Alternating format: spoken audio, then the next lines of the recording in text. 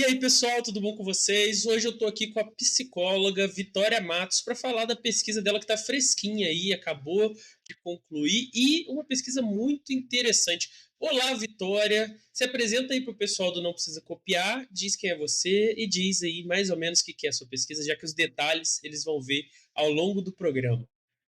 Perfeito. Olá, todo mundo. Eu sou Vitória Matos, sou psicóloga e eu recém defendi uma pesquisa sobre, né, com o tema de religiosidade e espiritualidade, sintomas depressivos, ansiosos, esperança e felicidade em crianças e adolescentes em situação de acolhimento institucional. Muito grande o título. Muito grande, muito assunto, muitas questões já me vêm só no título, mas a gente vai entrar nelas daqui a pouco. Eu sou Pedro Portar, o seu anfitrião de sempre. Nossa convidada é a Vitória Matos e vai começar mais um Não Precisa Copiar.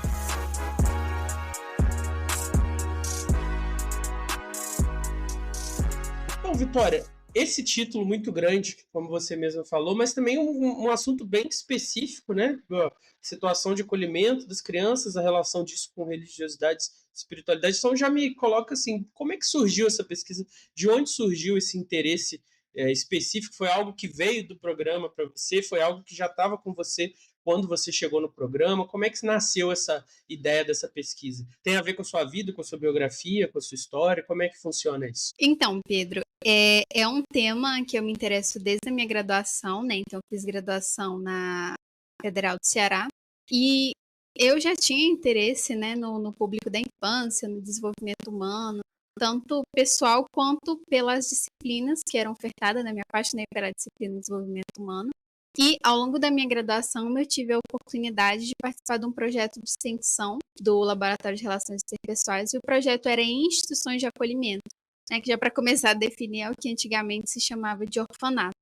Então, Uhum. durante a minha graduação, eu participei desse projeto em que a gente ia uma ou mais vezes por semana em instituições, podia brincar com as crianças, podia fazer atividade. E tinha uma atividade específica que era o Fazendo Minha História, que a gente construía ali um álbum de vida com elas, com fotos, com momentos, lembranças que elas podiam levar também quando elas fossem adotadas, ou de qualquer forma permanecia Pô, com que elas legal. ali na instituição. Nossa, é um projeto lindo, eu sou apaixonada. Eu consegui fazer o álbum com duas crianças, uma delas foi adotada na época, porque já começando, né, a falar de como que é o contexto, é um contexto de muita rotatividade de funcionário, de rotatividade, às vezes a criança está em um acolhimento, 6 meses depois ela está em outro, ou agora ela é adolescente e precisa mudar de acolhimento, seja como for. Os cuidadores, né, quem está ali no dia a dia com as crianças, é um emprego como qualquer outro, então o cuidador troca de emprego, chega um novo, e tudo é uma realidade de muita vulnerabilidade, de muita dificuldade até com esses vínculos, tanto vínculo com a família de origem, porque a criança saiu ali de uma situação de violência, de negligência, seja qual for, e ela chega no acolhimento, então ela tá entre dois mundos, né? O mundo de onde ela saiu, da família dela, ela não sabe se ela vai voltar, tá no mundo com essas pessoas novas, estranhas, que ela não entende, né, quem são exatamente, que lugar tem na vida delas. As crianças são muito afetivas, então, e a história delas às vezes se perde, assim, registros. Eu lembro de uma criança que foi a primeira vez, ela tinha 7, 8 anos, a primeira vez que ela foi na praia, na vida. E olha que eu sou de Fortaleza, né? E essa é de praia, Caramba. mas a primeira vez da vida dela que ela foi à praia foi com 8 anos. Tipo, Eu sou professor de escola extraordinário. pública e a gente às vezes tem essas experiências, né? A primeira vez que a criança vai na praia, a primeira vez que a criança toma um guaraná, e é um Sim. negócio tão assim, minha mãe era faxineira e meu pai era faz tudo de escola. Então eu não cresci num ambiente de luxo, de riqueza, mas como minha mãe dizia, como a gente vê pela sua fala, né? Só dos dois estarem dentro de casa já é um presente, né? Sim. E como ela sempre dizia, a gente não passou necessidade, a gente só passou vontade. Mas eu sempre tive essas coisinhas, né? E aí, Sim. vendo isso conforme eu trabalho com os alunos, eu fico assim, caraca, que país que nós vivemos. É tipo assim, Sim. a criança mora numa cidade que tem praia e com 8 anos é a primeira vez que ela vai na praia. E você falou, a gente percebe o efeito disso na escola, dos professores, da rotatividade alta de professores. Como tem muitos contratos na rede mineira, acho que 50% dos professores são contratados, todo ano muda. E pedagogicamente isso já é prejudicial, né? Ali no Ó, fluxo da escola já é complicado. Eu eu mesmo imagino que você que nesse, acompanha. e imagino que isso nesse outro contexto, né, que a criança é ainda mais envolvida afetivamente, deva ser mais Sim, complicado ainda. sim, exatamente. Então, é um exemplo de uma memória que ela criou enquanto estava em acolhimento, por exemplo, e aquilo foi extraordinário. Então, a gente registrou, colocou no álbum dela, super feliz. Ela falava muito sobre a mãe dela, e a gente registrou o nome completo da mãe dela, ela é a mãe biológica, queria escrever. E foi assim, foi um processo lindo, lindo, assim, e me emociono muito de lembrar dela. E ela foi adotada. Depois disso, eu achei que eu não teria mais contato com ela, né? Ela foi adotada, foi pra uma família muito amorosa, uma família incrível. E aí, meses depois, sei lá, 6 meses depois, a gente, por algum motivo, esses pais participaram de uma aula, enfim, online, que a gente estava dando, falando sobre adoção e não sei o quê. E aí, ela apareceu, né? A criança veio pra casa aos pais adotivos dela. A gente fez por acaso um álbum, não sei se ela lembra, né? Pra me apresentar pra família quem que eu era. Aí a mãe falou: o quê? Ela guarda 7 chaves dentro dela, deixa ninguém pegar. Quando eu dou fé, ela tá lá olhando. Então, tipo assim, a importância de manter esse vínculo, esse contato. Então, ali eu vi o quanto que esse público me interessava, e essa mesma menina, ela marcou em muitos níveis, né? Eu lembro da gente fazer uma atividade sobre sonho, né? Qual era o sonho da vida dela e tudo mais. E ela falou, tia, eu não vou te contar em segredo. Eu falei, não, tudo bem, a gente pode fazer aqui, a gente fez tudo. Na atividade a gente comia um sonho, né? Que é aquele docinho, meio que para concretizar. E no final ela, tá bom, tia, eu vou te contar, mas ó, é segredo, tá? Eu falei, não, tudo bem, não vou falar pra ninguém. Eu só tô contando porque já se concretizou. Ela, não, eu oro. Aí ela falou, eu oro pra Deus, tia, todo dia, para que eu encontre uma família. Aí, me pegou. Já te pegou. Te pegou Aí, tanto que virou a sua sim, dedicatória, né? Que eu sim. comecei a ler, fiquei impressionado, porque você estava aí falando mal das pessoas de humanas, mas você é muito literária, assim, seus agradecimentos, normalmente os agradecimentos são protocolares. Uma vez eu li uma dissertação que era parágrafo, um nome, agradeço fulano, agradeço ciclano, agradeço Gente, terciano. O seu ali, toda uma poesia para expressar os agradecimentos. E, cara, isso é muito impactante, né? Todo dia eu oro pra ter uma família. E você é meio falsa, né? Porque você falou que nunca ia contar. E agora você tá aqui eu em falei, rede nacional. eu disse que ia contar porque já tinha se concretizado. Eu não tô afetando, eu já tinha se Entendi, realizado. entendi. Agora tá liberado. Agora pode, mas aqui, ó, eu não falei mal de humanos, não, tô brincando, eu falei das diferenças. Porque é isso, às vezes a gente trabalha numa área, né, uma pesquisa, às vezes, muito técnica, muito objetiva, de uma certa área, né, por exemplo, a área da saúde mais objetiva, e às vezes essa dificuldade de, às vezes, traduzir o que a gente está falando para tanto o público em geral, quanto, às vezes, como uma pesquisa na área de humanas, já tem maior essa facilidade de ser traduzida para quem tem mais afinidade, enfim, para uma linguagem mais acessível, né? Então, às vezes, tenta colocar em palavras, emoções, aquilo que está ali, aquela estatística, aquele número, então, para que vocês também entendam como que é. Eles sabem que eu adoro explicar com os outros. Tranquilo. Você quer falar mais alguma coisa desse contexto? Posso passar para a próxima? Então, só para concluir mesmo, eu conheci isso, tive interesse, quis continuar pesquisando, né? Encontrei esse núcleo de pesquisa aqui em Juiz de Fora, que eu vi que abordava o tema de um modo sério, um modo objetivo, um modo que eu não ia colocar ali as minhas crenças e afetar o resultado da pesquisa, por exemplo, né? De querer que tivesse resultado A, B, C ou D. Então, eu gosto dessa objetividade para que o conhecimento seja passado da forma mais transparente possível, né? Foi isso que eu descobri, é isso que está aqui. Então, resumidamente, é isso. Excelente.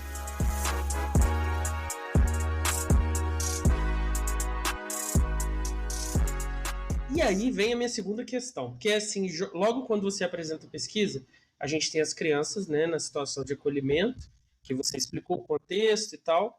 Depois você vai falar mais, né, sobre como é isso em Juiz de Fora. Mas o que a gente tem logo a seguida são alguns conceitos, né, que depois aparece também na pesquisa: felicidade, esperança, espiritualidade e religiosidade.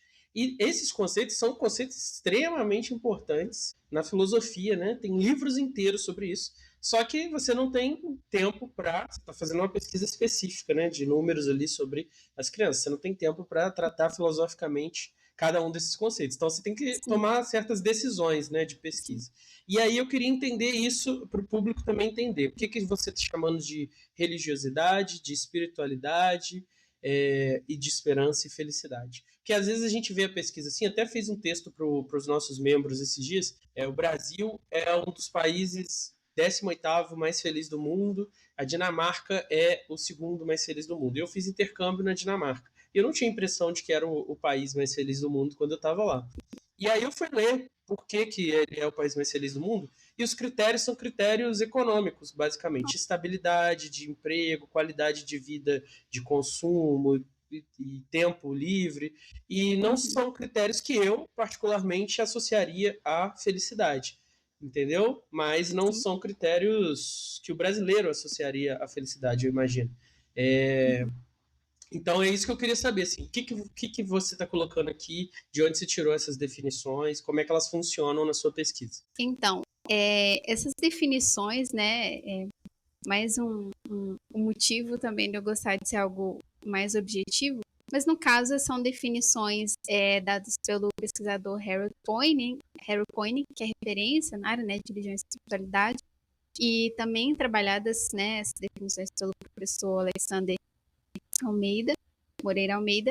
Mas resumindo, assim, a gente entende a religião como o conjunto de crenças, de práticas estabelecidas, né, como aquele aspecto institucional mesmo. A pessoa é católica, evangélica, ela vai na igreja, ela lê a Bíblia, ela estuda o padre, ela estuda o pastor, ela pratica tais coisas, tem tais rituais e tudo mais, né? Ou então a pessoa é judia, a pessoa é budista, seja como for. Acho que isso deixa bem claro, mais ou menos, o que é a religião. Né? A religiosidade é o grau de envolvimento religioso. Não, peraí, então. O grau de religiosidade é o quão envolvido eu sou. Então, o quão envolvido você é com a sua religião é a religiosidade. Então, tem religião... É a religiosidade. Aí, se eu me digo católico, mas eu não vou à missa, não faço nada, é um grau pequeno. Isso, exatamente. Agora, se eu vou lá, leio na missa, se eu vou...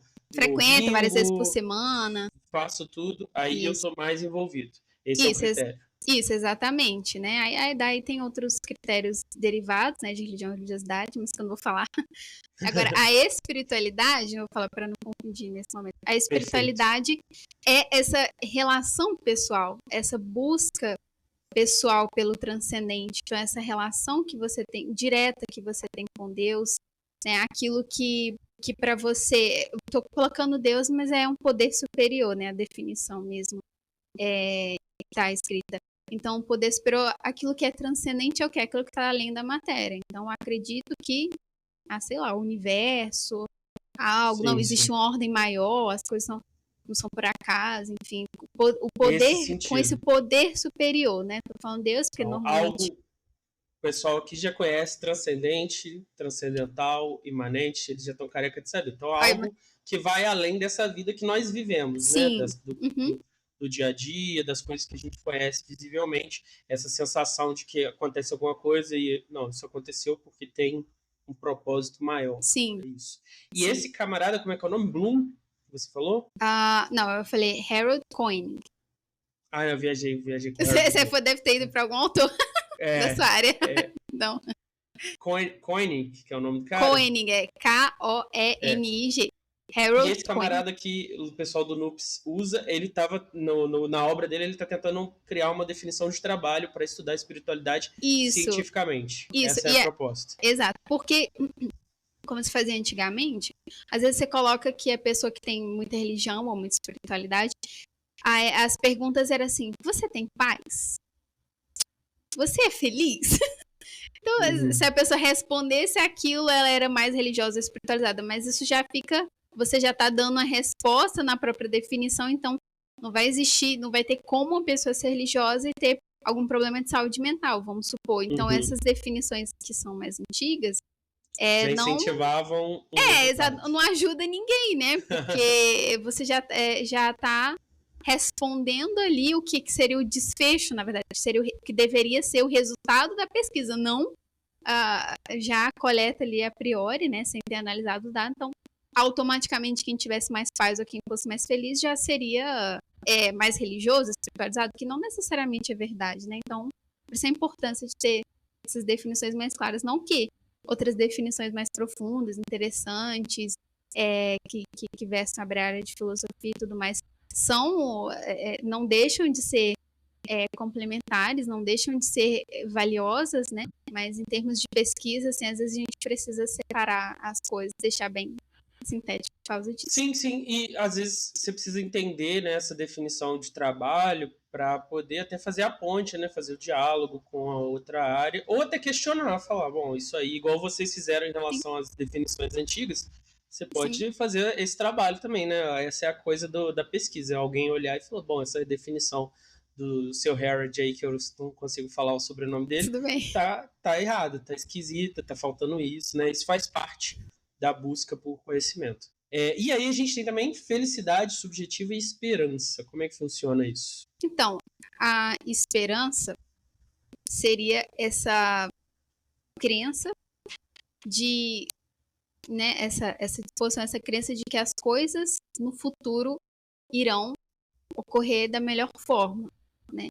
Então, independente do que e agir de acordo com isso, né? Então, independente às vezes do que está acontecendo agora, dos problemas, das dificuldades, é essa visão de um futuro em que as coisas ocorrerão de uma forma positiva, né? E ser capaz de agir de acordo com essa crença, né? E se colocar diante dessa crença e agir de acordo com ela. Então, eu vou me comportar e vou viver como se eu, de fato, acreditasse que no futuro as coisas serão melhores.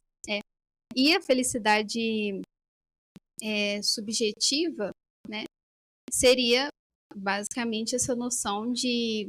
É uma definição mais ampla, né, no sentido de bem-estar, de satisfação com a vida. Ela inclui mais essa sensação de bem-estar mais geral, assim. Então, é uma definição um pouco mais ampla de felicidade subjetiva. Você não precisa entrar no conteúdo da felicidade da pessoa, é simplesmente a percepção dela sobre o estado da vida dela, seria isso? Sim, sim.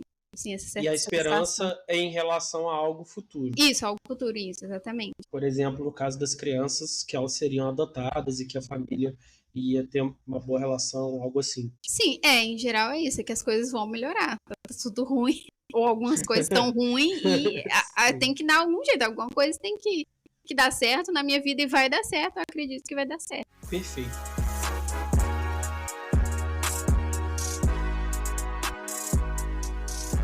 Bom, quando a gente começa uma pesquisa, né, a gente faz aquele apanhado geral do que já se sabe, e aí você vai para o seu recorte específico. E o que você já sabia ali de antemão nesse estudo preliminar dos efeitos positivos da religiosidade e da espiritualidade? Esses estudos são separados? Tipo, os efeitos da espiritualidade são diferentes da religiosidade ou são sempre juntos? É o trabalho das duas coisas juntas? Como é que funciona isso? O que a gente já sabia? E especialmente em relação a crianças, né? Uhum. Então, em geral, assim, estudo em relação a crianças, religião e espiritualidade, eles são mais recentes ainda do que o estudo de religião e espiritualidade com adultos, né? Então, é uma área ainda em desenvolvimento, de certa forma, mas já tinha algumas pesquisas, alguns estudos sobre isso. Um deles, que foi aqui na própria cidade de Juiz de Fora, da pesquisadora Vivian Hagen. Os sobrenomes ficam cada vez mais difíceis. Tudo bem, gente, não se preocupe com isso. Tá tudo escrito lá na dissertação também. Coitado do robô para legendar esse vídeo. Exato. Mas, então, esse estudo com a pesquisadora Vivian Hagen aqui, Juiz de Fora mesmo, que foi uma grande inspiração também para minha pesquisa, com cerca de 276 crianças e adolescentes ali na faixa etária de 11 anos, e ela pesquisou, né, tanto o estilo parental quanto a felicidade e a influência de religião e espiritualidade. Então, os resultados, né, para o estudo dela é que crianças que tinham maior religiosidade ou maior espiritualidade tinham, em geral, maior felicidade, né?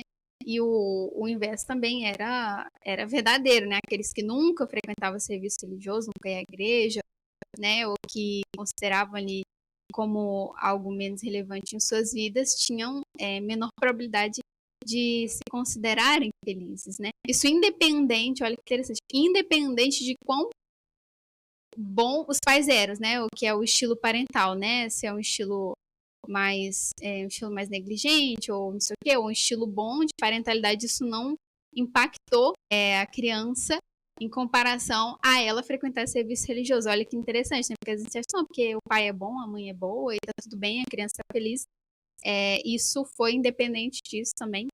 Bem, e outro estudo grande também na área, né, que já existia, que é referência em termos de criança, espiritualidade, criança e adolescentes, que é o estudo do pesquisador de Harvard, professor Tyler VanderWeele, e ele estudou cerca de 5 a 7 mil crianças e adolescentes que começaram estudos, eles tinham em média 14 anos, e seguiu eles até eles terem cerca de 28 anos, né?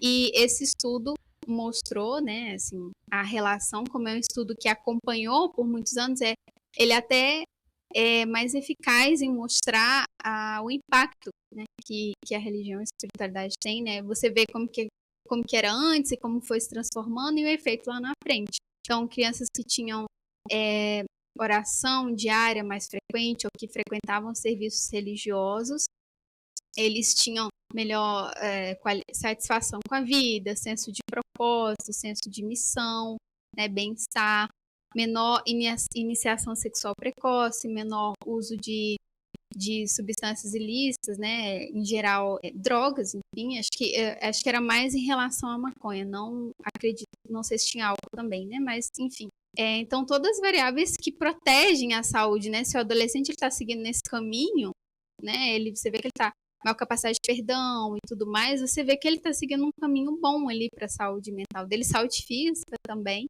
né? E isso é bem interessante. Então, esses são estudos, assim, alguns dos estudos principais que tinham sobre o tema, mas não tanto assuntos ainda sobre crianças em situação de acolhimento institucional. O meu estudo, na verdade, ele é o primeiro estudo, considerando a revisão que eu fiz, assim, no mundo, que abordou todas essas variáveis, né? Que abordou felicidade, depressão, ansiedade, esperança, nesse público, né? Fiz uma revisão com tudo que tivesse disponível no mundo em inglês e daí não tinha encontrado não encontrei, na verdade, no total 8 pesquisas e nenhuma delas, assim, tão com tantas variáveis, tão completas, assim, como a minha, com esses desfechos. Não, excelente. E como é que foi feita a pesquisa, então? Como é que você montou essa pesquisa para ter esse recorte específico das crianças institucionalizadas? Então, a pesquisa, em geral, ela foi bem baseada em questionários, assim, questionários que já são consolidados e tal. Então, resumindo, eu pegava ali um papel, tinha os questionários prontos, para as crianças eu lia em voz alta, e tinha alternativa de resposta, e para os adolescentes, eles mesmos liam, ou eu liam para eles. Então, eram perguntas sobre, por exemplo, né? Então, foram perguntas sobre religião e espiritualidade. Respondendo a sua pergunta anterior, na pesquisa, religião é tratado diferente de espiritualidade também, né? Também separado. São resultados separados. E tem efeitos diferentes? Tem efeitos diferentes. Às vezes, por exemplo, a frequência de serviço religioso é um resultado bem estabelecido, tipo assim, e geralmente que está associado à religião, né? Resultados consistentes de bem-estar, tudo mais. Espiritualidade, às vezes ela, por exemplo, que até também, né, um pouco na minha pesquisa está associado, sim, também a bem-estar, né, e tudo mais, mas às vezes ela pode estar associada a uma ansiedade. As pessoas que têm só a espiritualidade, vamos supor, e não tem muita religião, podem ter uma dificuldade ali maior. Então tem estudos interessantes. É o mundo. Você falou isso, eu lembrei de uma pessoa que é exatamente essa descrição, incrível. Sim, é por isso que é bom, assim, às vezes, ter isso claro, porque daí você vê efeitos diferentes. Quem tem uma religião alta mais, a gente já tem outros assuntos, né? Mas é uma religião só para mostrar, só para dizer que vai na igreja, já também não vai ter tanto positivamente ali aqueles efeitos de saúde mental. Então tem vários ramos aí de diferenciação. Mas voltando, né, o tipo de pergunta que eu fazia era para criança, para adolescente, enfim, se eles sentiam a presença de Deus, se eles sentiam isso todos os dias, se eles, no caso de depressão, se eles se sentiam tristes, com que frequência, de ansiedade, né? Se eles tinham preocupações, ou achavam que algo de ruim ia acontecer, da felicidade. Em geral, você se considera feliz? Comparado com seus amigos, você se considera mais ou menos feliz? E de esperança era se eles, exemplo, né? Você consegue se lembrar de tempos felizes, você se sente forte, isso e aquilo, né? São questionários já feitos para esses conceitos, né? Conforme a gente...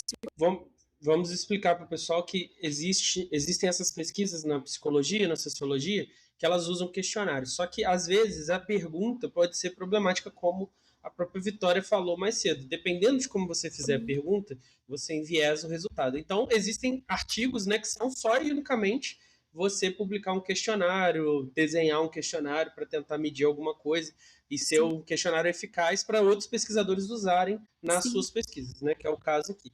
E eu lembrei aqui que eu estava lendo sua pesquisa do menino que não quis responder porque ele tinha presentes de Natal. Tinham falado que ia chegar presentes, né? E aí ele falou que não poderia participar porque ele estava com medo de ficar sem presente, o que é o motivo mais incrível e legítimo de todos para você se recusar a participar de um estudo. É certíssimo, ele tinha as prioridades bem claras, né? E é interessante isso, eu pesquisei ali perto do período do Natal, assim, muito perto, né? E nesse dia específico estava entregando presentes na instituição lá.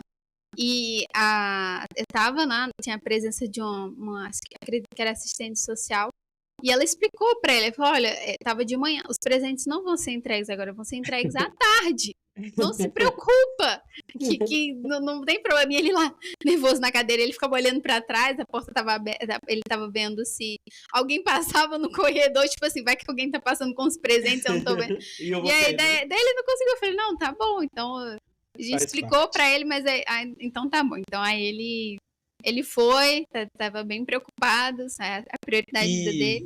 Então na aplicação dos questionários, você teve bastante cooperação das equipes, dos centros, e teve outras dificuldades, além desse exemplo engraçado, mas teve outros exemplos, talvez não tão engraçados, de dificuldades? Como é que foi? Então, assim, acho que em toda pesquisa vai ter, principalmente na fase, né, que você vai, de fato, perguntar às pessoas, vai fazer a pesquisa, algumas resistências ou dificuldade de compreender, né, a maioria das diretoras, elas são as pessoas responsáveis pelas crianças, pelo acolhimento, elas primeiro queriam entender, tipo, tá bom, o que é isso, né? Como que são essas perguntas? Você vai falar o que com as crianças? Com medo elas são bastante protetivas das crianças de uma forma geral, né? Você entrar em instituição de acolhimento não é fácil para ter contato ali com crianças, que é compreensível, né? Elas estão tentando proteger, não pode entrar qualquer pessoa, qualquer hora, sei lá, se dizendo pesquisador, de repente não é. Então eu entendo, assim, elas, né? Então elas queriam saber, alguns ficaram com o pé atrás, pediram para dar uma olhada em como que era, eu mostrava, estava ali para tirar dúvida e tudo mais. Tiveram outras, então assim, de parte das diretoras, em geral, foi essa vontade de compreender algumas resistências maiores, né? Mas que superamos também, né? Pelo menos assim, consegui fazer a pesquisa de uma forma interessante. Em relação às próprias crianças e adolescentes, tinha não tanta resistência, né? Pelo menos todas ali porque eu pesquisei todas, esqueci de falar isso, né? De 7 a 17 anos, todas as cidades aqui de Juiz de Fora, não tinha tanta resistência em si. O que elas tinham, que eu percebi, uma dificuldade, às vezes um pouco de compreensão das perguntas, do que estava sendo questionada. É coisa de igreja, tia. E as diretoras já tinham receio de que fosse esse proselitismo, né? Que eu estivesse lá para converter as crianças. Não tem nada a ver com isso. Eu só quero saber o que elas pensam, né? O que elas têm interesse e tudo mais. As crianças tinham um pouco, às vezes, dificuldade de compreensão do que eram as perguntas, mas eu explicava para elas, eu reforçava. E, em geral, era isso. Não, da parte das crianças, pelo contrário, você não tem noção, no acolhimento. Eu ficava entrevistando aqui, eu juro pra você, teve um dia que ficaram 3 na porta. E a diretora teve falado assim, gente, sai daqui que ela tá interessante. Não, porque tipo, a próxima sou eu, porque não, porque eu entrei, eu cheguei primeiro. Elas, crianças gostam muito de atenção, né, de querer saber uma novidade, assim. Então com as crianças foi muito tranquilo, e adolescentes também. Excelente.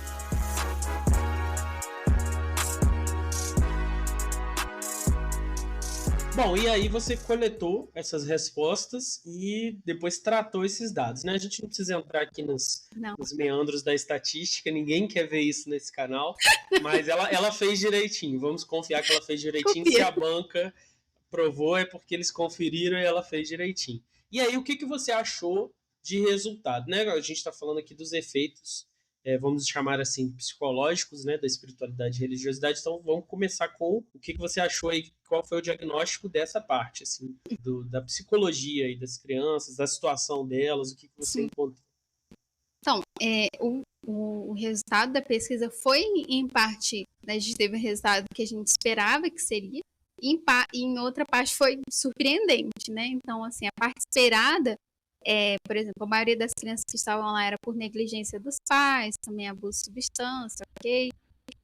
Tivemos altos índices de depressão, até em relação a outros acolhimentos do Brasil, então, cerca de 41%, enfim, alto quantidade de crianças que estavam ali indicando um transtorno de depressão clínico mesmo. Também, mais da metade das crianças também indicando, não fechou diagnóstico, né, só indicou transtorno de Sim, ansiedade generalizada, né? Isso é esperado porque eles estão vivendo uma situação de muita vulnerabilidade, muito traumática até de certo ponto, assim, né? Lógico que o trauma depende de como se vivencia, mas é uma situação de muito sofrimento, né? Então, como a gente está colocando aqui. Então, você está longe dos seus pais, você não sabe o que vai acontecer. Para ter chegado no acolhimento, já aconteceu uma coisa muito ruim. sim. Ninguém, nem juiz, nem quando ninguém quer colocar a criança em acolhimento porque o pai e a mãe brigou. E pronto, e a criança, sabe, e foi uma coisa assim, não, gente, tem que acontecer coisas graves para eles chegarem lá. Tem que, assim, não ter jeito mais, então. E ok, isso meio que foi esperado. Quase metade das crianças tinha pelo menos ideação suicida, ou Caramba, de fato que. metade. 47%, né? Quase metade. Então, ou elas Caramba. pensavam em se matar, ou pensavam em o que fariam. Então, assim, um alto índice de ideação suicida. É É, um dado, uma pessoa já seria gente demais, imagina sim, metade, né? e veja bem, crianças e adolescentes, né? Então, é uma população que tem que ter muito cuidado e é um dado crescente, né, no mundo, cada vez mais jovens, né, tá mudando, assim, Pois é. para o lado dos jovens, né, crianças. Eu não fiz nenhuma pesquisa, né? Mas eu sou professor há vários anos e eu tenho percebido isso, assim, que essa ideação tem se espalhado mesmo. E o que é mais preocupante, a gente não recebe uma orientação da nossa rede, né? Do que como proceder. Não tem essa orientação. Eu tenho até orientação porque eu tenho alguns amigos psicólogos e eles me Uhum, explicaram assim, mais ou menos assim, como eu, como professor, posso intervir, sim, encaminhar, conduzir a situação e tal. Mas assim, isso não deveria ser uma escolha minha de te ligar e falar, olha, eu estou percebendo sim, muito isso, qual é o protocolo? Como eu ajo a sim, partir daqui para ajudar? E deveria ser algo que vem da rede, né? Que é sim, realmente um dado preocupante. sim. E é preocupante, né? E o acesso que elas têm à saúde normalmente é pelo SUS mesmo, né? Acho que é uma coisa interessante é que tem encaminhamentos, tem algumas parcerias com ambulatórios, até da faculdade também, para que consiga pelo menos, né, às vezes requer tanto acompanhamento psicológico, em alguns crianças e adolescentes em acompanhamentos, quanto às vezes tem indícios fortes que tem ali um diagnóstico, precisa às vezes de um laudo para obter recursos de saúde também, então isso é importante de acompanhar, de ver de perto, né, de não deixar passar. E é o que foi surpreendente também, é que em termos da religião, da espiritualidade, teve quase todos, né, 95% das crianças e adolescentes afirmaram que acreditavam em um Deus que cuidava deles.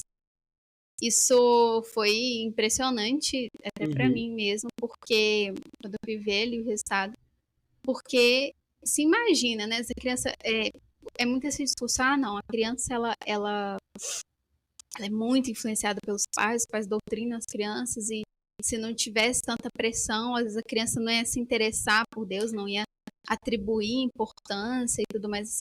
Essa criança de que é sempre algo externo, né? Que a gente está, Sim, entre aspas, forçando a criança a acreditar em Deus, ou a ter religião e espiritualidade, quando não é.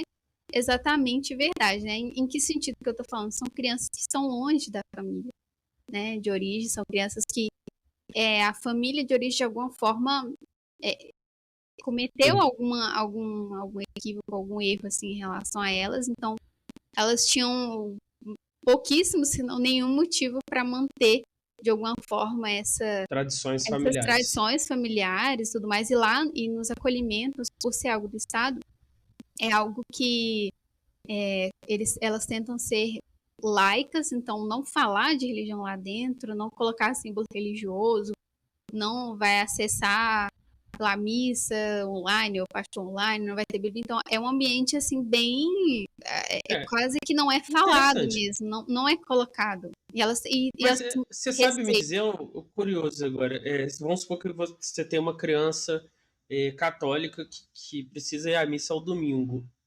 Como é que funciona isso no acolhimento? Você sabe dizer? Eu sei. Então, elas não colocam, elas tentam fazer de tudo para que não seja visto que elas estão de alguma forma impondo essa crença.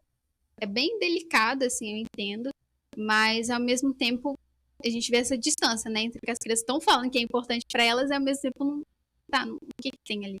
Só que uma coisa que elas já fazem é que se a criança ou o adolescente pedir para ir, daí elas levam. Elas levam. Mas se ninguém pediu, se ninguém falou. Sim, sim. Porque, às mas vezes, se a criança tem a religiosidade se ela e fala falar assim, que olha, quer ir, eu preciso ir domingo na missa, sim, aí eles levam aí eles certinho. levam, sim, Ah, exatamente. interessante. Todos. Mas não colocam isso, nada. Não. Todos os acolhimentos. Porque eu li lá na pesquisa, alguns dos lugares são relacionados a igrejas, né?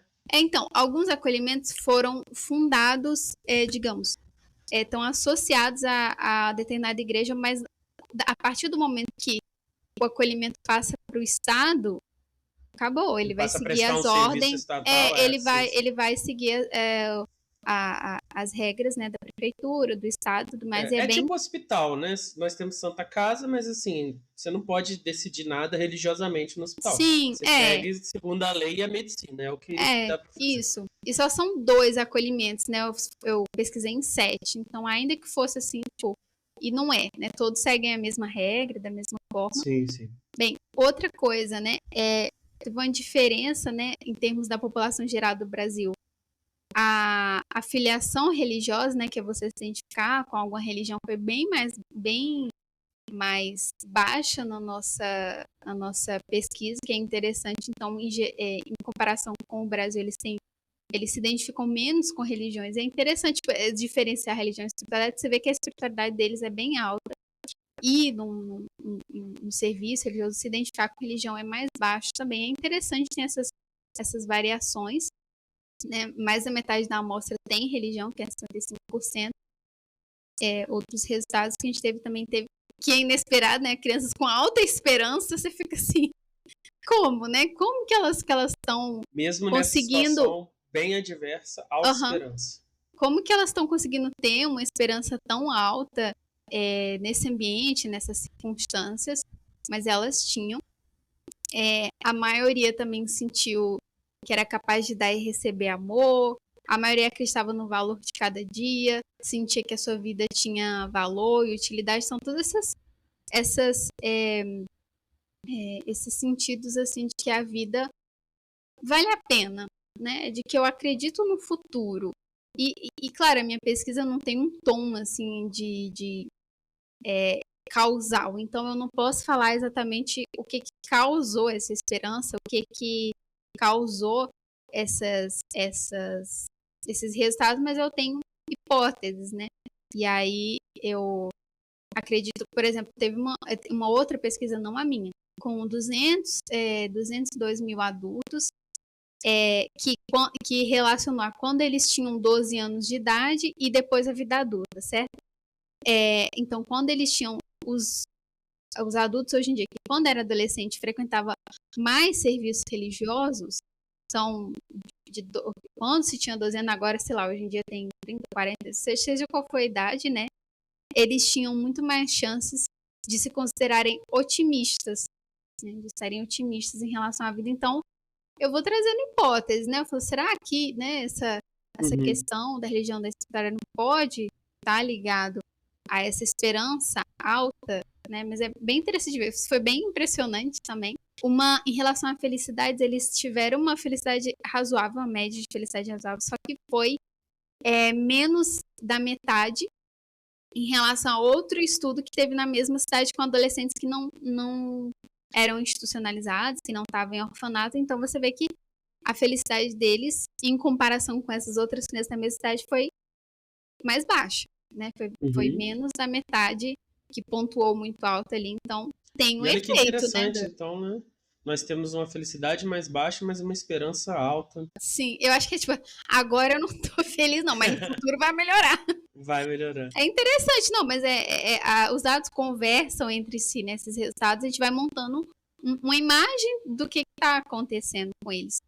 Também uma coisa acho que foi uma das mais impressionantes para mim, pessoalmente, é que a gente tinha uma lista também, né? Que a criança colocava. A lista tinha vários itens: videogame, YouTube, série, escola, brincar, nananã. E a criança tinha que escolher número 1, que era mais importante na vida dela, até chegar até o 10, né? E o que era menos importante na sua vida. O que mais da metade das crianças colocou em primeiro lugar? Tinha família também, né? Elas colocaram Deus. Então, mais da metade mais da metade das crianças colocaram Deus em primeiro lugar.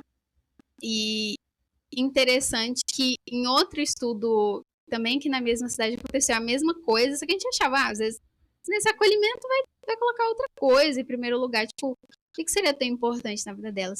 E família ficou em segundo, com 14% só que escolheu família. E foram só 6 crianças. Então, assim, que no total, eu esqueci de falar, no meu estudo foi 43 crianças, né, que entraram.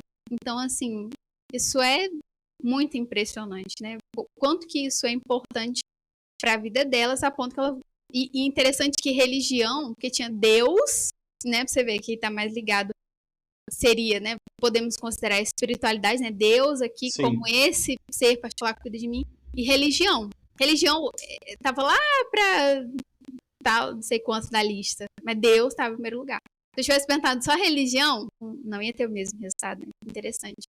As crianças, né, então a gente depois fez relação entre o quanto que elas tinham de religião, o quanto que elas tinham de espiritualidade com essas variáveis de saúde mental. Então, com felicidade, esperança, depressão. Então, vamos ver, né? Vamos ver como que se relaciona a religião com a saúde mental delas. Está ajudando, está atrapalhando, né? Religião e espiritualidade. Então, fizemos essas associações, né? Lá na pesquisa. As crianças que... Eu tô falando criança, mas lembrando que é de 7 a 17 anos. Sim. Crianças que encontravam força e conforto. A gente pode usar o termo técnico pimpolhos. Os pimpolhos. Ok. Então, esses que encontravam força e conforto na religião, que era lá uma das perguntas, né, com maior frequência. Então, encontro força e conforto na minha religião muitas vezes ao dia, várias vezes ao dia. E interessante que o enunciado tem religião na palavra. Olha que interessante, mas foi um dos que mais teve... Essa afirmativa foi das que mais teve resultado, né? Tinham 5 vezes mais chance de conseguir ver possibilidades em meio às dificuldades, né? Tá aí a esperança também, né? Tá aí essa certa resiliência, né? Não, eu sei que tem dificuldade, mas eu consigo ver possibilidades e coisas que as coisas podem melhorar. Tiveram 3 vezes mais chance de estar otimista, por isso que eu falei, acho que tem, né? Uma certa explicação, né, entre considerar a religião como algo importante, em considerar Deus, enfim, ter uma relação pessoal com Deus, e esse otimismo, achei interessante. Além disso, essas crianças que encontraram conforto na religião tiveram 9 vezes mais chance de se sentirem muito fortes, né, então essa fortaleza interior, essa capacidade, não, tio, eu dou conta, eu consigo. E quando eu perguntava para as crianças, você se sente forte? Era assim, acho que a afirmativa era, eu me sinto muito forte. Aí tinha concordo, discordo, tudo mais. Eu perguntava para a criança, ela fazia assim, sabe quando a gente faz com força? Não tinha aqui, ó, tá vendo? Você não tá vendo, não? Tá vendo que eu sou forte, não? Mas eu explicava para elas que... Poxa, né? Tá me tirando. Mas eu também explicava para elas, eu sei que você é forte, mas eu tô perguntando assim, em termos de você sentir que você, né, dá conta das coisas, que você é forte por dentro e tudo mais. Aí elas entendiam bem, mas tem Tem vários momentos de resposta das crianças que eu lembro e dou muita risada, né? Além disso, 7 vezes menos chance de ter ideação suicida, né? E acho que Caramba. é muito impressionante, assim. A religião e a espiritualidade é uma das variáveis que mais tem efeito protetivo contra ideação suicida e tudo mais, né? Na literatura de uma forma geral, então vale a pena dar uma olhada, quem quiser. 3 vezes mais chance de saber aonde quer ir e também de se identificar com pessoas felizes, né?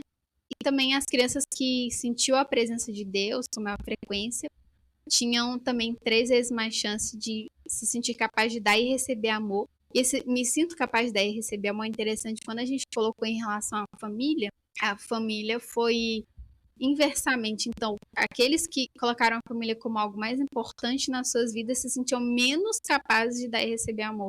Então, é complexo, porque realmente, em geral, né, na literatura, o ambiente familiar, seguro, ter aqueles vínculos tal, isso fortalece a criança, óbvio, né? É a melhor situação possível, uma boa família e tudo mais.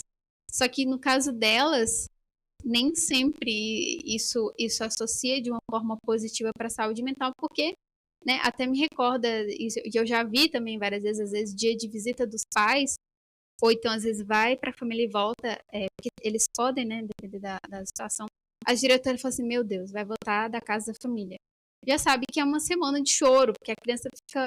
É muita emoção, uma situação, são situações às vezes muito difíceis, então, no caso delas, né, nem sempre a família tá ali como um fator de fortalecimento, infelizmente. Às vezes elas conseguem não ir para o pai, para a mãe de onde saiu, mas vai para uma avó, e aquela avó que cuida, que não sei o quê, aí vai ser o fator de fortalecimento, mas às vezes essa família original aí, inicial, de onde ela saiu, às vezes numa situação de rua, alguma coisa, é complicado. E aí é um outro ponto interessante, porque parte da pesquisa foi querer entender o que essas crianças numa situação tão vulnerável, tão difícil, com tão poucos recursos à sua disposição, né, para ter aquela resiliência emocional, o que poderia ajudá-las, o que pode estar influenciando para ajudá-las, de forma que a gente consiga fortalecê-las, de uma forma que a gente consiga estimular isso e mostrar para os acolhimentos, né? Eu também mostrei o resultado da minha pesquisa para os acolhimentos aqui em Juiz de Fora, e falar, olha, isso está acontecendo, isso é importante, isso teve uma associação legal, olha, vocês podem ver isso e ver como pode trabalhar, e foi bem interessante também a conversa com os acolhimentos aqui, e que isso pode de alguma forma estar associado e pode fortalecer, né, a saúde mental, a felicidade, a esperança. E eu queria passar aqui só para alguns relatos, porque eu também fiz uma pergunta aberta, né? Então, além desses questionários... então não foi só eu menti no começo. quantitativa. Esqueci de falar, na verdade. Então, não foi só quantitativa, foi uma pergunta aberta. E dessa pergunta aberta saíram relatos, assim, muito bonitos, né? E eu vou ler aqui. A pergunta era... Não vou lembrar exatamente de cabeça, mas era assim. Normalmente a pessoa que está respondendo uma questão assim, sem nenhum propósito literário, fala as coisas mais lindas do universo. Exato. Então, a pergunta era como que se a religião, a espiritualidade tinha ajudado a ela enfrentar dificuldades de vida e se tinha ajudado como, né? Então, vou ler para vocês algumas respostas que eu tive. Então, uma adolescente de 17 anos falou: quando eu estava na casa da minha mãe, eu tô lendo conforme ela falou, né?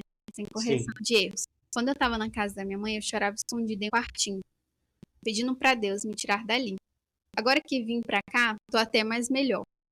Então, veja bem, né? Lá, antes de até mesmo chegar no acolhimento, como a gente fala, a adolescente estava vivendo, estava sofrendo, estava passando por problemas, muitos pais, né, com abuso de substância, então um ambiente familiar caótico. E aonde que ela se apoiou? Quem que ela estava buscando para lidar com essa situação? Era a figura de Deus, era Deus, né? Era esse poder superior. Eu tive uma aluna uns anos atrás que foi essa experiência, assim. Ela tinha muitos problemas na escola quando ela estava na casa dos pais. Aí ela foi pro acolhimento E o trabalho deles é incrível, assim, de estabelecer uma rotina, de ajudar a Sim, mediar essa situação terrível com o crescimento da pessoa, né? Que ela quer estudar, que ela quer fazer coisas. E sim, melhorou muito, assim, realmente impressionante. sim, com certeza. É o melhor que temos, né, no Brasil. Podemos sempre melhorar, tem outros modelos, mas acolhimento é atualmente o melhor que temos. Que bom que temos alguma coisa, né? Sim. Outro relato de um adolescente de 14 anos. Quando eu tô triste, quando eu tô precisando dele, nos momentos mais difíceis da minha vida. Aí eu oro para Deus e sinto que fico mais aliviado. Então, isso, ele estando no acolhimento, né? Então, no momento que ele tá ali, que ele tá lidando com alguma emoção difícil, alguma coisa, ele está orando para Deus, está pedindo para que Deus o ajude. Isso me lembrou no Conups, você viu a palestra do Humberto desse ano? Eu acredito que sim. Nessa ele fala da grande inovação da tradição judaico-cristã, que é você falar com Deus. Então, não necessariamente você vai Lembrei. ouvir algo, vai ter um sinal, vai ter um milagre. Não, às vezes você Hum, só vai falar com Deus. E esse ato em si já é reconfortante. Você ter com quem falar, ter com quem se abrir, ter com quem jogar aquele peso, tudo. Sim, é um negócio. É uma palestra que está liberada no YouTube. Se vocês verdade. quiserem assistir, eu vou colocar no final desse vídeo aqui como recomendação. É uma palestra de filosofia, então não é uma pesquisa séria, igual a dela, certo? É uma conversa fiada. Nada disso, nada disso. Vamos lá assistir. Adoro ouvir o professor Humberto. Ele fala de uma forma muito clara, muito didática, que eu entendo. Eu tenho dificuldade de entender filosofia, então acho muito bom. Recomendo. Então vamos para o último relato. Ok, último relato. Essa é uma menina de 16 anos, ou desculpa, de 11 anos. Então ela fala, né? No momento que Deus mais me ajudou na minha vida, assim, foi quando eu vim pra cá com os meus irmãos. Porque a gente estava passando um momento muito difícil.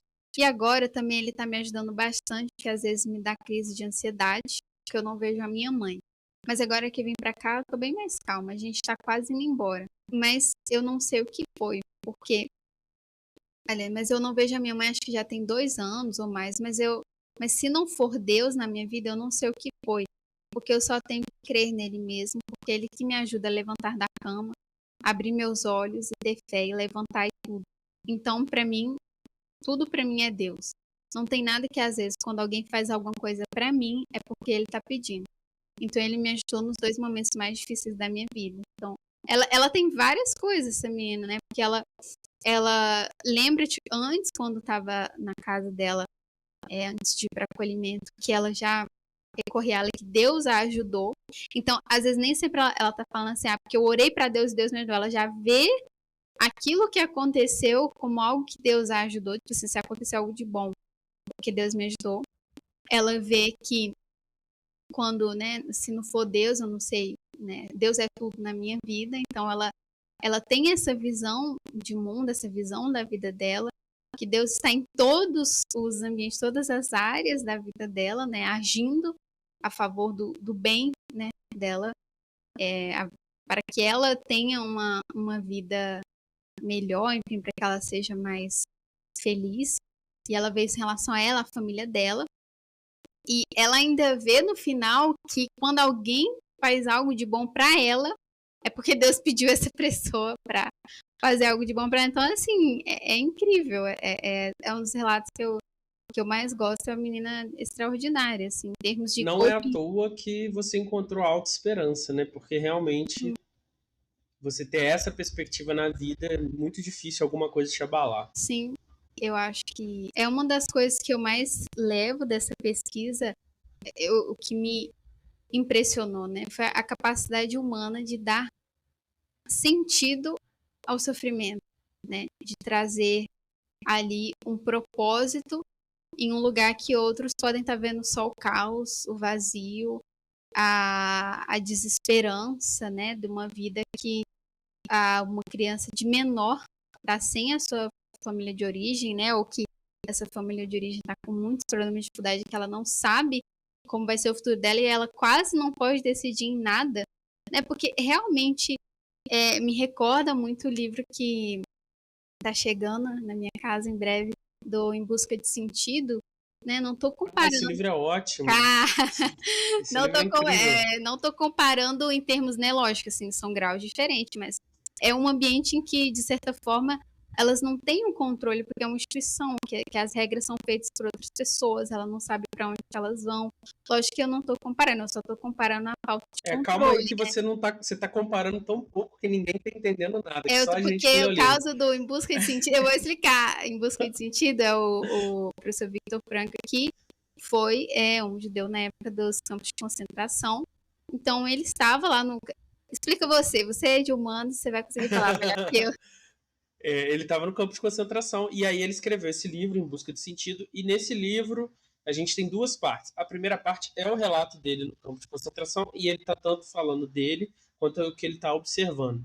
E ele fala dessas pessoas assim que morreram estando vivas, entendeu? São pessoas que não têm sentido e elas simplesmente estão andando, mas já estão mortas. E outras pessoas que encontram sentido mesmo nessa situação extremamente terrível e conseguem sobreviver apesar dessa aleatoriedade, apesar dessa máquina construída para destruir o sentido mesmo. Então ele faz esse relato e em cima disso ele constrói uma corrente da psicologia que chama logoterapia, que também tem um outro nome que acho que é psicologia existencial, como é que é? Análise existencial, você lembra o nome? Não, ficou muito para mim logoterapia, não me recordo do outro nome. Tem um outro nome aí, mas é logoterapia. E aí lá ele explica os princípios da logoterapia, como funciona, mas não é relevante pra gente aqui, porque nem sei se é uma corrente que tem relevância hoje em dia, né, diante das novas pesquisas, mas o importante é essa primeira parte. Assim, eu comprei esse livro para a biblioteca do meu grupo de pesquisa na escola e eu sempre empresto esse livro para os alunos e falo, lê a primeira parte, porque assim, é muito incrível, é realmente transformador você ler um negócio desse. Estava esgotado, né? Você comprou agora, então parece que já Acho que publicaram. tive sorte. Então, Excelente. é uma leitura que eu quero fazer, porque eu falei, não, eu tenho que ler, já ouvi falar tanto desse livro, e do professor Victor Frankl, né? Então, assim, não tô comparando, né? Porque eu sei que pessoas que trabalham em gestão de acolhimento, elas estão ali. Pelo contrário, é um trabalho heróico que elas fazem, tanto as diretoras quanto quem cuida. Eu estou falando da experiência da criança de estar sem. A criança não controla, né? O que está acontecendo com ela não vai controlar o que está ali na instituição. Ela não tem a âncora ali de uma família, de uma certeza de que ela vai para uma família, como que vai ser a vida dela, né? E de fato ela está vivenciou ali uma violência, ela vivenciou coisas muito dolorosas e o quanto que essas crianças atribuem um propósito à sua vida, atribuem um valor a ela mesma. Deus cuida de mim. Eu acredito em um Deus que cuida de mim, que foi maior, quase todas as crianças, né? Foi 95% acreditavam em um Deus que cuidava delas, né? Além dessa esperança de que as coisas vão melhorar no futuro, eu estou orando para Deus, eu estou pedindo uma família, eu sei que eu sou forte, né? Então, o que mais me impressionou da minha pesquisa foi a capacidade humana de dar sentido ao sofrimento e de conseguir superar muita coisa com a espiritualidade, com a crença em poder superior, com esse propósito de vida. Excelente, belíssimas palavras finais. Apesar de você não gostar, você tem um toquezinho de humanas. Eu gosto de humanas, eu gosto. Antes da gente encerrar, então, faz uma síntese, assim, o efeito que você observou.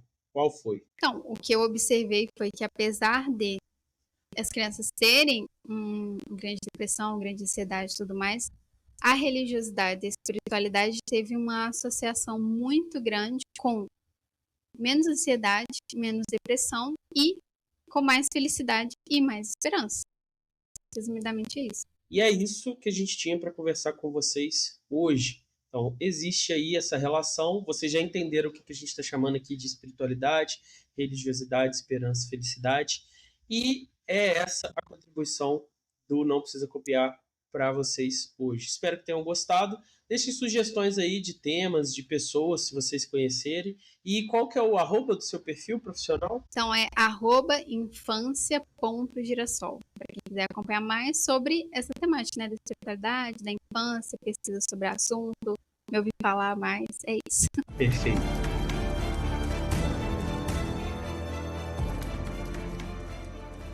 E antes de ir embora, vamos para a nossa sessão final, indicações. Então, você ficou imersa aí 2 anos nessa pesquisa, né? Provavelmente, ou pegou a extensão? Eu fiquei 2 anos e meio, um pouco mais. E normalmente, quando você está fazendo uma pesquisa de mestrado, não sobra tempo para ler, para ver filme, para fazer nada.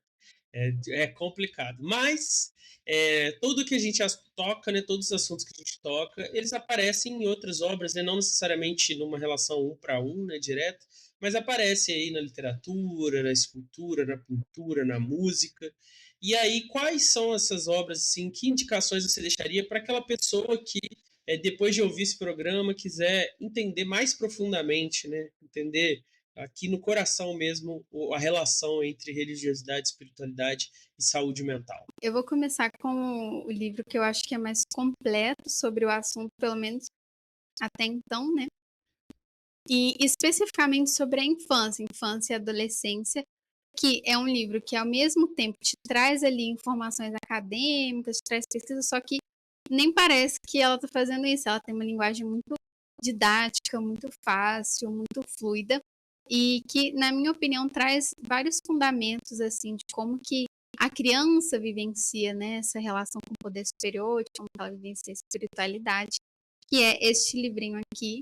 Só que ele apenas está em inglês, então já vou pedir desculpa, já vou falando para vocês usarem os tradutores aí, quem não tem a familiaridade, embora para quem lê em inglês, assim, pelo menos arranha uma leitura, realmente ela torna a linguagem bem fácil, assim, então para quem arranha no inglês, com certeza já dá para ler, quem não, pode traduzir, com certeza, esse livro ele é bem completo. E eu tenho uma outra indicação que não é tão acadêmico, que na realidade eu amo, que é tanto o livro, né? São várias crônicas dentro do livro, e quanto os filmes que saíram, que é As Crônicas de Nárnia. Então, Excelente. por ser, né? É interessante que por ser, são crianças que o país deles está vivenciando, acredito que é assim.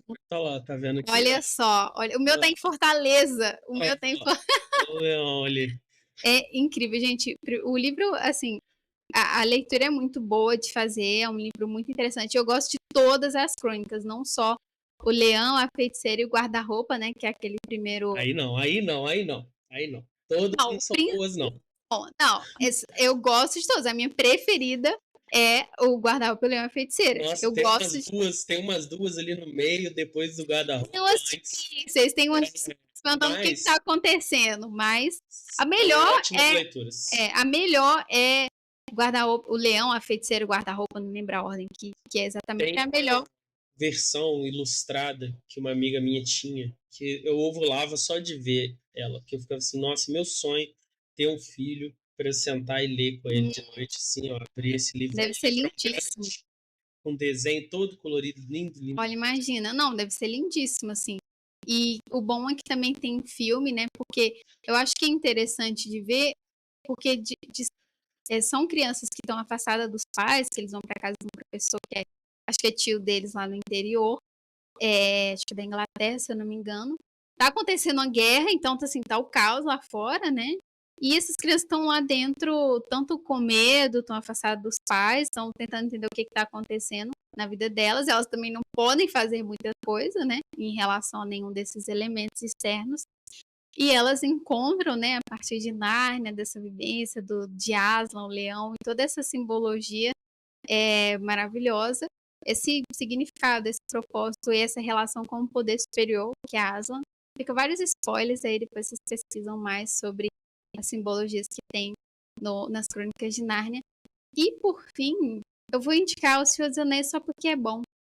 E pronto. Que é bom, não vou justificar. Não vou nem justificar. Enfim, é justificação suficiente, né? Ele é o auge disso aí que você falou, assim, são pessoas numa condição completamente adversa e eles têm uma esperança, que aquilo ali tem um propósito. Exatamente. É porque eu acho que Crônicas de Nárnia é bem direta, assim, vocês vão ver uma boa relação com a infância. Precisa agora, vendo O Senhor dos Anéis, eu peço que vocês prestem muita atenção nos hobbits.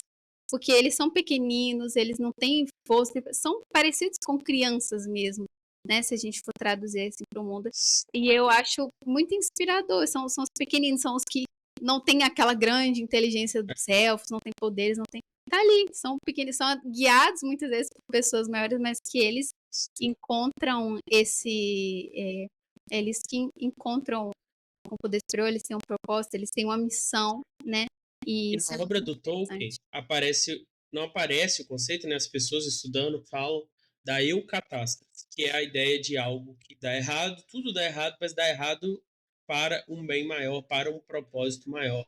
Então é isso que a gente vê naquela trilogia de livros. Além disso, eu vou adicionar, não sei se está aqui, tá ali vermelhinho ali, não sei se vocês vão conseguir ver, é um livro chamado Servidão Humana, of Human Bondage, se eu não me engano, que é um livro do William Somerset Maugham. Eu estou lendo até com os membros do canal o outro livro do Maugham, que é sobre a busca do sentido da vida, que é O Fio da Navalha. Mas esse livro aqui, ele é sobre um rapaz, é um livro de amadurecimento, né, um romance de formação, como os especialistas chamam, e ele fala da história de um rapaz que é um órfão, que está abandonado, que está se sentindo sozinho, e que ele sofre o pão que o diabo amassou.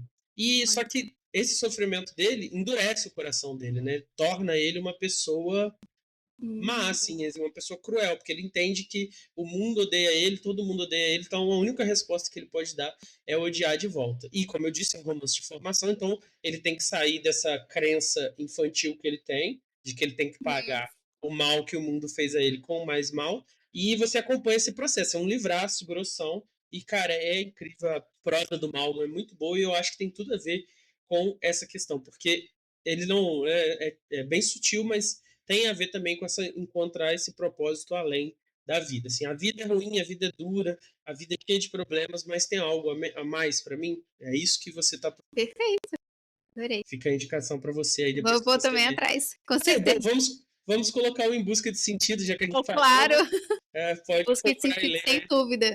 porque tem tudo a ver com o que a gente está falando Sim. aqui. Então, pessoal, muito obrigado por terem acompanhado até aqui. Lembrando vocês que esse programa é feito com o apoio de Sabiá Registro de Marcas. Então, se você tem um projeto, um canal, um livro e quer proteger sua marca para não ser mal utilizado, você pode entrar em contato com eles na descrição do canal aí e usar nosso cupom NPC10, correto? Não, esse programa vai sair em janeiro, NPC 20, então você vai ganhar desconto de 20% de desconto. A sua marca Girassol Infância já está protegida? Olha aí, olha aí. Já Preciso. entra em contato com eles, aproveita a NPC 20 Sim. para começar o ano protegida para ninguém roubar sua marca. Além disso, esse canal também é feito com o apoio dos nossos membros. Se você tem uns cascalhos sobrando, apoia lá. R$ 5.000, você não vai fazer nada com esse dinheiro, você não compra nada hoje em dia, a inflação já corroeu todo o poder de compra e a gente está aqui entregando conteúdo de qualidade, 1 hora de entrevista aqui, mais os programas de filosofia, mais os programas exclusivos para membros. Então, se você tem um cascalho, apoia lá no YouTube ou no Catarse, ou faz um Pix aí, qualquer dinheiro que você mandar no Pix já está excelente. Muito obrigado por ter topado participar. Vitória, foi excelente a conversa. Se você tiver novos estudos, novas descobertas aí no futuro, suas leituras aí, você está vindo para um doutorado? Sim, tenho pretensões. Então, vai ler muita coisa nesse doutorado aí. Se trouxer novas descobertas aí nesses próximos anos e quiser divulgar, pode vir aqui se encontrar com a gente. Muito obrigado mesmo. Com certeza estarei aqui de volta. E eu agradeço muito o convite e agradeço muito todo mundo que assistiu a gente até. Então é isso, pessoal. Tchau, tchau.